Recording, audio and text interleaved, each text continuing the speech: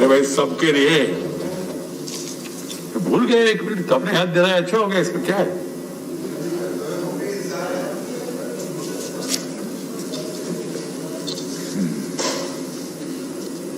आदरणीय सभापति महोदय, लद्दाख की सीमाओं पर विगत कुछ महीनों में घटित घटनाओं का ब्यौरा सदन के सम्मानित सदस्यों के सामने रखने के लिए आज मैं यहाँ उपस्थित हूँ।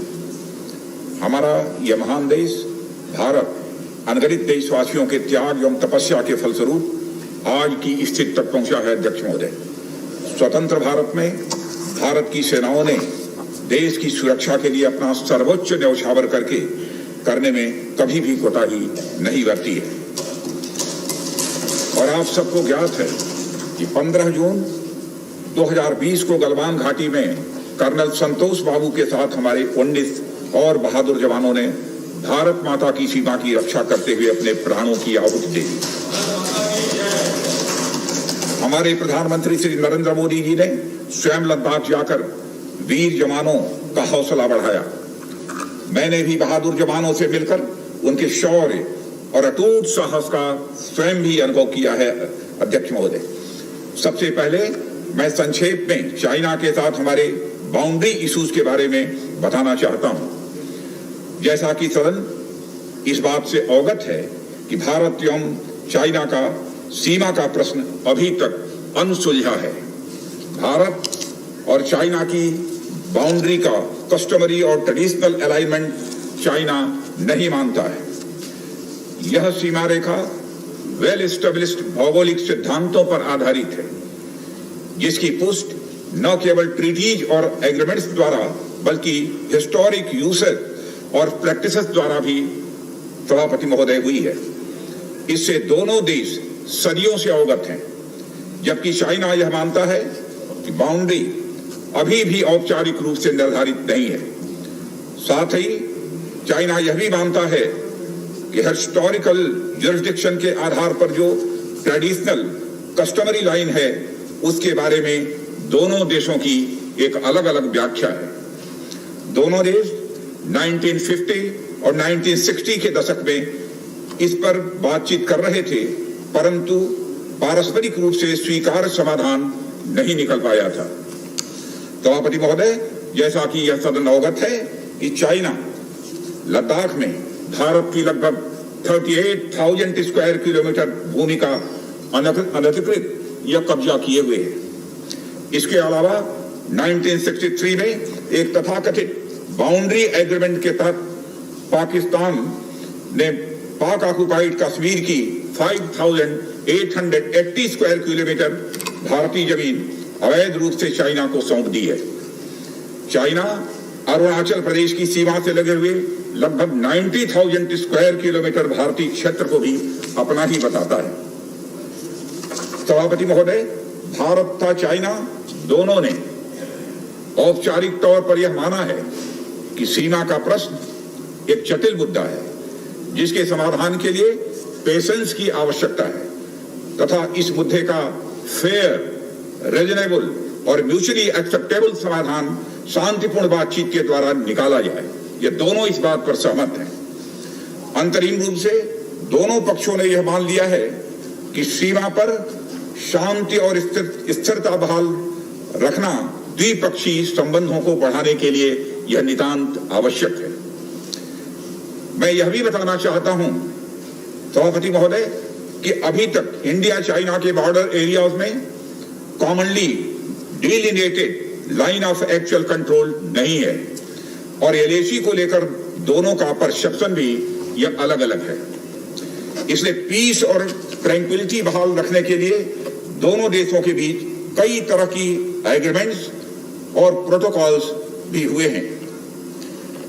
इन समझौतों के तहत दोनों देशों ने यह माना है कि एलएसी पर शांति और स्थिरता बहाल रखी जाए, जिस पर एलएसी की अपनी अपनी रेस्पेक्टिव पोजीशंस और बाउंड्री क्वेश्चंस का कोई प्रभाव नहीं पड़ेगा।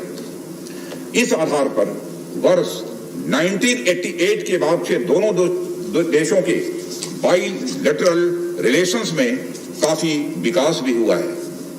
भारत का मानना है कि बाइलेटरल रिलेशंस को विकसित किया जा सकता है तथा साथ ही साथ बाउंड्री के मुद्दे के समाधान के बारे में चर्चा भी की जा सकती है। यह हम दोनों काम कर सकते हैं, परंतु एलएसी पर पीस और ट्रैंक्विलिटी में किसी भी प्रकार की गंभीर स्थिति का बाइलेटरल रिलेशंस पर निश्चित रूप से असर पड़ेगा, यह बात भी दोनों पक्षों को अच्छी तरह समझनी चाहिए।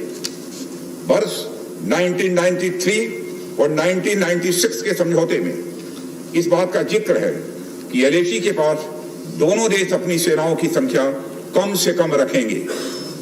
समझौते में यह भी है कि जब तक बाउंड्री इशू का पूर्ण समाधान नहीं होता है, तब तक एलएसी को स्ट्रिक्टली रेस्पेक्ट और एडहेर किया जाएगा और उसका उल्लंघन किसी भी सूरत में नहीं किया जाएगा।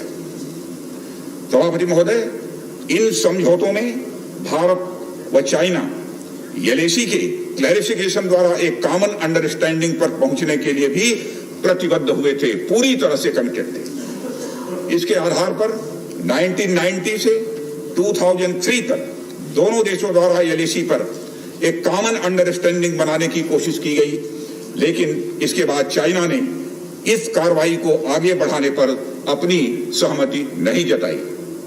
इसके कारण कई जगहों पर चाइना तथा भारत के बीच एलएसी परसेप्शंस में ओवरलैप बराबर बना रहता है। इन क्षेत्रों में तथा बॉर्डर के कुछ अन्य इलाकों में दूसरे समझौतों के आधार पर दोनों की सेनाएं फेस ऑफ आदि की स्थिति का बराबर समाधान निकालती हैं, जिससे कि शांति कायम रहे।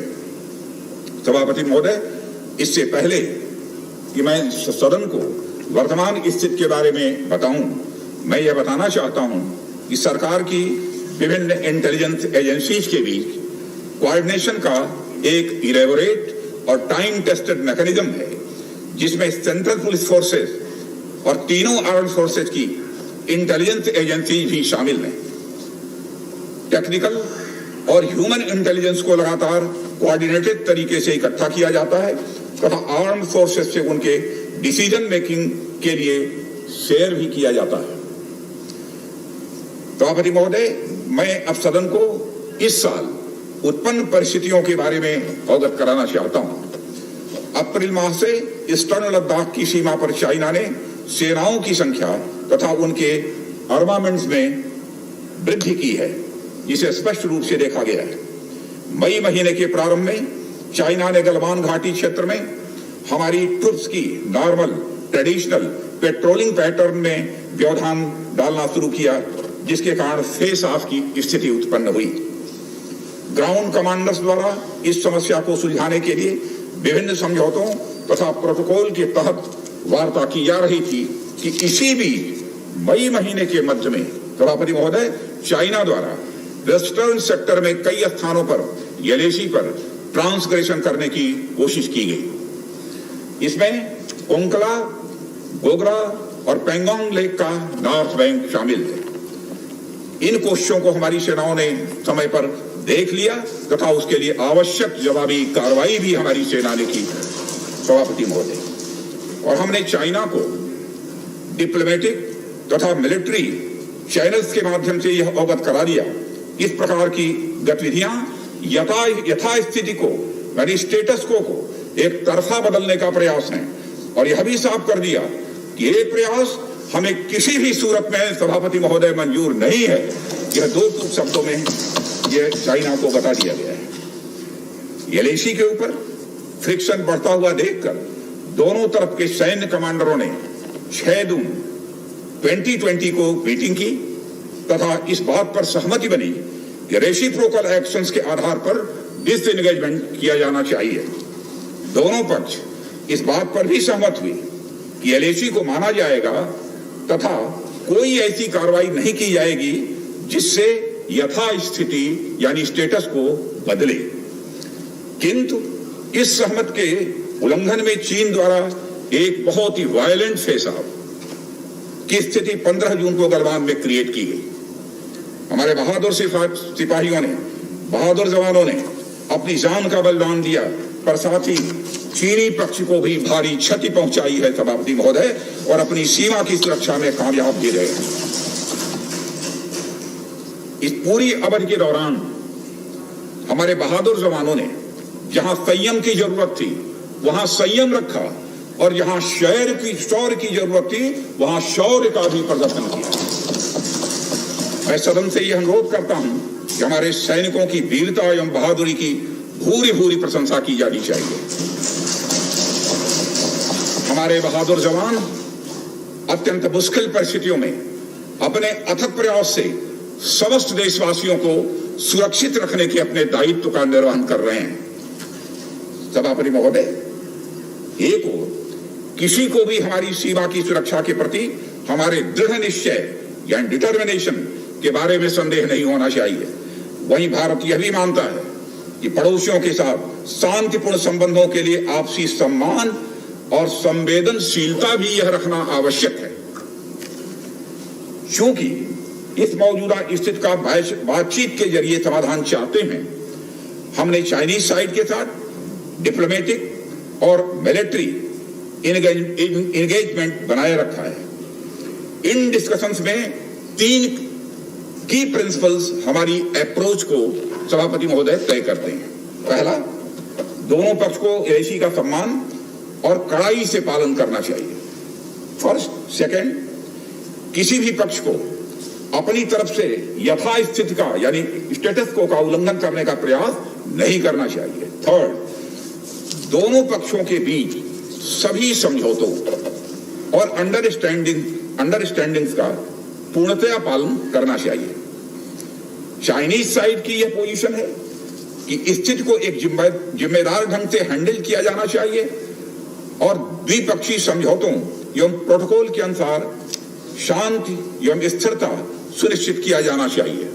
लेकिन सभापति महोदय, इसके बावजूद चीन की गतिविधियों से यह पूरी तरह से स्पष्ट है, उसकी कथनी और उसकी करनी में अंतर है।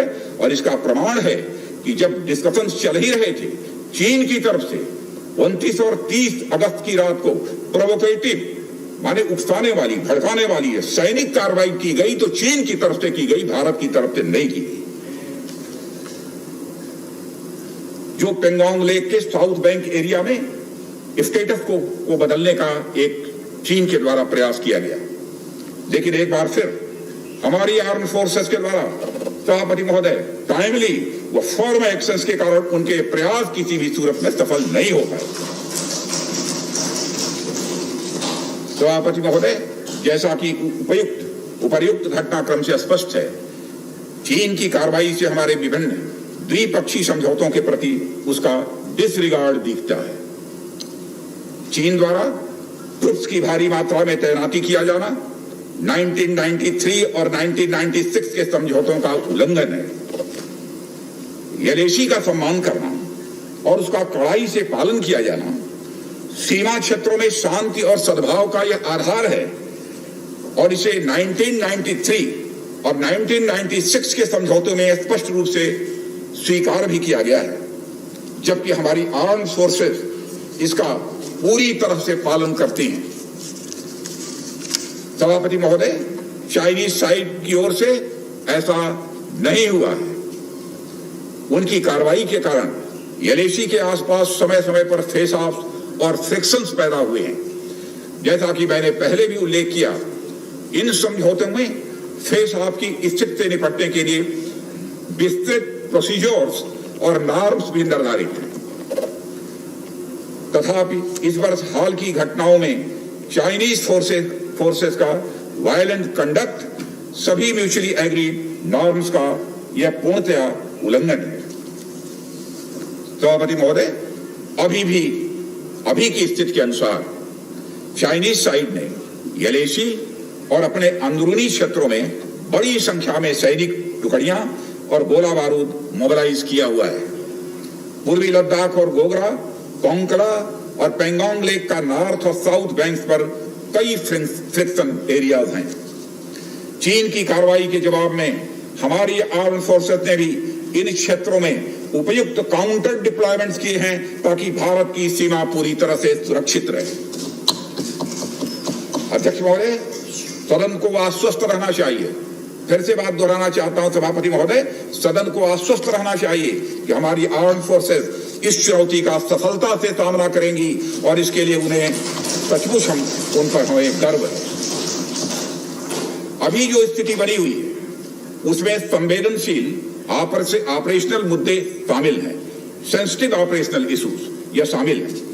इसलिए मैं इस बारे में ज्यादा ब्यौरे का खुलासा नहीं करना चाहूंगा और मैं आश्वस्त हूं यह सदन इस संवेदनशीलता को समझेगा।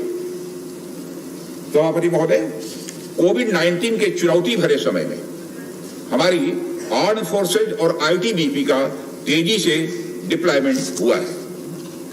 उनके प्रयासों को एप्रिशिएट किए जाने की जरूरत है और यह इसलिए भी संभव हुआ है क्योंकि सरकार ने पिछले कुछ वर्षों में बॉर्डर इंफ्रास्ट्रक्चर के विकास को काफी अहमियत दी है।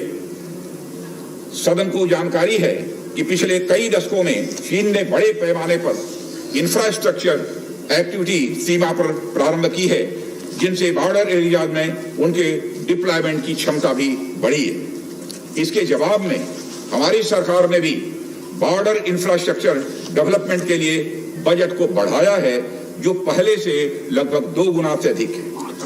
इसके फलस्वरूप बॉर्डर एरियाज में काफी रोड्स और ब्रिजेस भी बनाए गए हैं। इससे न केवल लोकल पॉपुलेशन को जरूरी कनेक्टिविटी ही मिली है, बल्कि हमारी आर्म्ड फोर्सेस को बेहतर लॉजिस्टिकल सपोर्ट भी मिला है।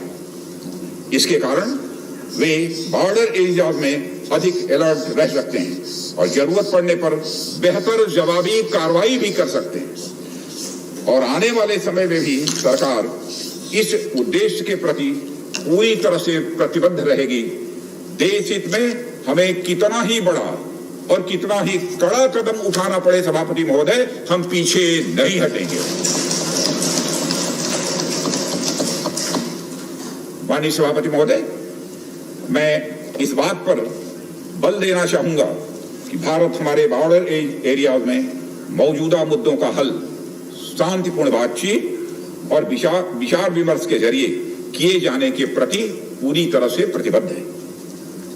इस उद्देश्य से मैं अपने चाइनीज काउंटर पार्ट से 4 सितंबर को मॉस्को में मिला और उनसे हमारी मौजूदा स्थिति के बारे में व्यापक चर्चा भी हुई है।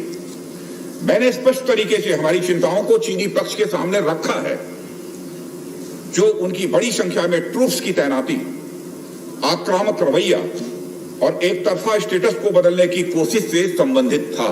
इन सब सारे मुद्दों को अपने काउंटर पार्ट के सामने हमने रखा है और मैंने 2 टूक शब्दों में यह स्पष्ट किया कि हम इस मुद्दे को शांतिपूर्ण ढंग से हल करना चाहते हैं और हम चाहते हैं कि चीनी पक्ष हमारे साथ मिलकर काम करे। वहीं हमने यह भी स्पष्ट कर दिया कि हम भारत की एकता, संप्रभुता और अखंडता की रक्षा के लिए पूरी तरह से प्रतिबद्ध हैं। यह भी हमने पूरी तरह से स्पष्ट कर दिया। इसके बाद मेरे सहयोगी विदेश मंत्री श्री जयशंकर जी भी 10 सितंबर को मॉस्को में चाइनीज विदेश मंत्री से मिले। दोनों एक एग्रीमेंट पर पहुंचे सभापति महोदय कि यदि चाइनीज साइड द्वारा सिंसियरली और फेथफुली एग्रीमेंट को इंप्लीमेंट किया जाता है तो कंप्लीट डिसएंगेजमेंट प्राप्त किया जा सकता है और बॉर्डर एरिया में शांति भी स्थापित की जा सकती है। सभापति महोदय, जैसा कि सदस्यों को जानकारी है, बीते समय में भी चीन के साथ हमारे बॉर्डर एरिया में लंबे स्टैंड ऑफ की स्थिति कई बार बनी है, जिसका शांतिपूर्ण तरीके से समाधान भी किया गया था। हालांकि इस वर्ष की स्थिति, चाहे वो ट्रूप्स की स्केल ऑफ इन्वॉल्वमेंट हो या फ्रिक्शन पॉइंट्स की संख्या हो, हम पहले से बहुत अलग हैं। फिर भी हम मौजूदा स्थिति के शांतिपूर्ण समाधान के प्रति पूरी तरह से कमिटेड हैं। अध्यक्ष महोदय, युद्ध की शुरुआत तो हमारे हाथ में होती है, लेकिन उसका अंत नहीं होता है और मुझे कई बार ताज्जुब होता है कि शांत का यह संदेश जिस धरती से पूरे विश्व को गया है, उस धरती की शांति में विघ्न के द्वारा विघ्न डालने का प्रयास किए जाते हैं। और अध्यक्ष महोदय, सदन के माध्यम से मैं हमारे 130 करोड़ देशवासियों को आश्वस्त करना चाहता हूं कि हम देश का मस्तक झुकने नहीं देंगे, न ही हम किसी का मस्तक झुकाना चाहते हैं। इस राष्ट्र के प्रति, इसकी सुरक्षा के प्रति हम पूरी तरह से दृढ़ संकल्प हैं। अध्यक्ष महोदय, इस सदन की एक गौरवशाली परंपरा रही है कि जब भी देश के समक्ष कोई बड़ी चुनौती आई है तो इस सदन ने भारतीय सेनाओं की दृढ़ता और संकल्प के प्रति अपनी पूरी एकता और पूरा भरोसा दिखाया है। साथ ही सीमा क्षेत्र में तैनात अपने बहादुर सेना के जवानों के शौर्य, पराक्रम और सीमा की सुरक्षा के प्रति उनकी प्रतिबद्धता पर इस सदन ने पूरा विश्वास भी व्यक्त किया है। मैं आपके माध्यम से देशवासियों को यह विश्वास दिलाना चाहता हूं कि हमारे आर्म फोर्सेस के जवानों का जोश एवं हौसला बुलंद है सभापति महोदय, और हमारे जवान किसी भी संकट का सामना करने के लिए पूरी तरह से दृढ़ प्रतिज्ञ हैं। और इस बार भी सीमा पर हमारे वीरों ने किसी भी प्रकार की आक्रामकता दिखाने के बजाय धैर्य और साहस का परिचय दिया है। हमारे यहाँ कहा गया है कि साहसे खलु स्त्री वसति, यानी साहस में ही विजय स्त्री का निवास होता है। और हमारे सैनिक तो साहस के साथ साथ संयम, शक्ति, शौर्य और पराक्रम की जीती जागती प्रतिमूर्ति है सभापति महोदय। महोदय, माननीय प्रधानमंत्री जी के बहादुर जवानों के बीच जाने के बाद हमारे कमांडर तथा जवानों में यह स्पष्ट संदेश गया है कि देश के 130 करोड़ देशवासी जवानों के साथ खड़े हैं। उनके लिए बर्फीली ऊंचाइयों के अनुरूप विशेष प्रकार के गर्म कपड़े, उनके रहने का स्पेशलाइज्ड टेंट तथा उनके सभी अस्त्र शस्त्र